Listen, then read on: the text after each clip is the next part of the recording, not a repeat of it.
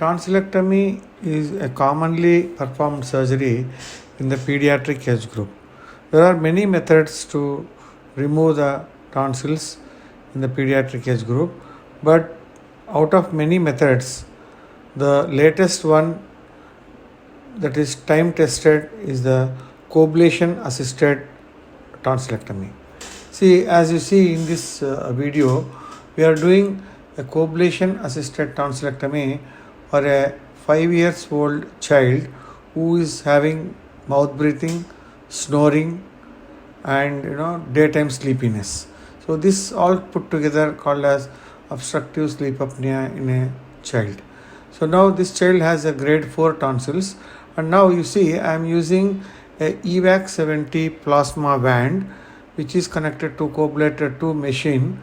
So the basic mechanism how a Coblation works is that in the presence of saline, the Coblation, as you see here, has a yellow light which actually dissociates the tissue molecules, and then thereby it separates from the normal tissue, and it also has a function of sealing the small blood vessels. That means literally, as you see here, there is not even one drop of blood while doing the procedure. So the biggest advantage is undoubtedly is a bloodless field, number one. Number two, the pain postoperatively in a properly performed Coblation assisted surgery is less, but there is a misbelief that the pain scores or the postoperative hemorrhage or postoperative bleeding following Coblation tonsillectomy was high. Yes, it was a theoretical risk of secondary hemorrhage was more in the days when the surgeon is not very well acquainted with the technology of Coblation. But once you know how to exactly do a procedure, now you see this patient is being operated under operating microscope.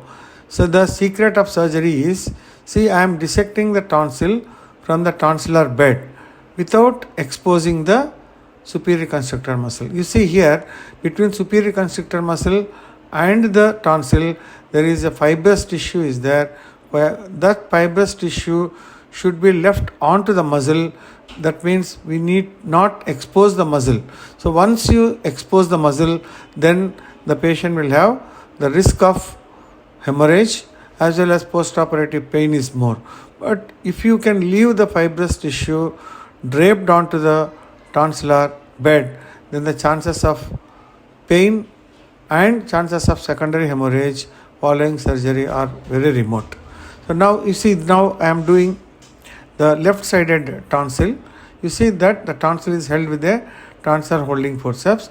Now I am giving the incision with the Coblation. The settings for Coblation is 8 and 3. 8 ablation and 3 will be in the coagulation.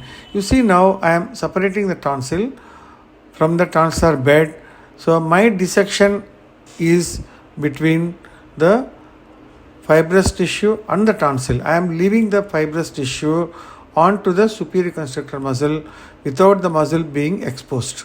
See now the another thing that we need to be very careful about while doing tonsillectomy is you should not injure you should not touch the uvula with the Coblation wand. Once you touch the Coblation wand, the uvula will get edematous and it will have a severe pain in the postoperative period. You see now clearly I am separating the tonsil by ablating the minute fibrous tissue just behind the tonsil and between the fascia. So now my aim is not to expose the muscle and leave the fibrous tissue onto the muscle, so that the chances of pain and bleeding while not only doing surgery but also the chances of hemorrhage postoperative are almost remote.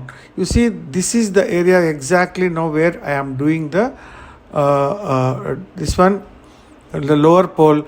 Now this is the area exactly corresponds to the tonsillar branch of facial artery comes here. So we need to be very careful here not to expose the muscle. The vessel is present between the fibrous tissue and the muscle. So if you don't expose the muscle, and that means you are not exposing the artery also, and the risk of whatever you call the secondary hemorrhage or reactionary hemorrhage are almost nil, because we also need to understand that once the coblation surgery is done, the healing of coblation wound is different from a routine tonsillectomy. In that, if you do a routine in the coblation tonsillectomy, the healing is by granulation tissue in the postoperative period. This granulation tissue, sometimes if the child puts a hand and through some irritation or some kind of trying to clean the throat or something, there may be some amount of small amounts of blood coming from the granulation tissue. That is, we don't call it as a reactionary or secondary hemorrhage, but we call it as a spotting because of the granulation tissue. That doesn't require any anesthesia and take the patient to operation room control.